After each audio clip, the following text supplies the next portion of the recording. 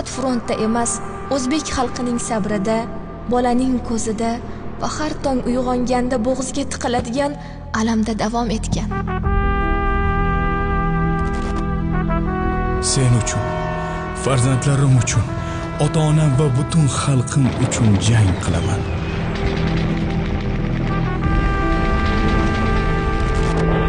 Biz ham urushda ishtirok etamiz. Faqat bizda qurol yo'q. Kutish, sog'inch, yengilmas iroda bizning qurolimiz.